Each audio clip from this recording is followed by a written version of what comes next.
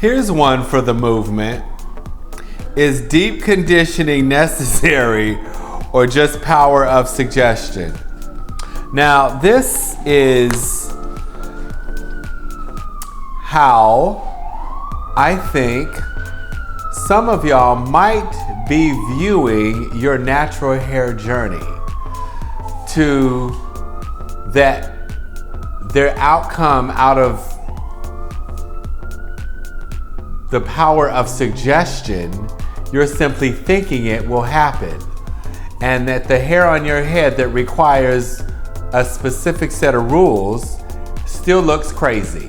And you're still wondering if the power of suggestion, or you believing in your head with all your heart that you're still team natural, but your hair still looks tore up, is based off of the power of suggestion, and that something is gonna change one day. And it is not. The power of suggestion stopped me from smoking for 6 months after 30 years, and I went to Harvard University, upstate in Boston, thinking I was gonna quit through hypnosis, which was basically the power of suggestion, because it wasn't hypnosis, but it was.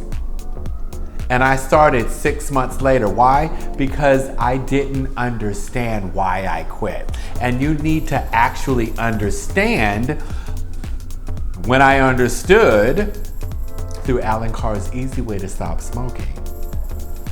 They better give me up. Anyway, I understood that I was an addict, and you can't give an addict another drink and or drug and or cigarette if you expect him. You can't do it, right? So your hair, if you wanted to change, if you know better, do better. If you was willing to do the same thing just because you want to be team natural, then you're going to get the same results. Dry, tore up hair that's broke off, opposed to naturally beautiful, dry, textured hair that you figured out your regimen, and this is how I take care of my crown and glory. What are you going to do? So, simply thinking that your hair wants conditioner and avoiding using the conditioner will get you broke off hair. The other side to dry is brittle. Those are just the laws of Newton. I didn't make that up. God said that, not me.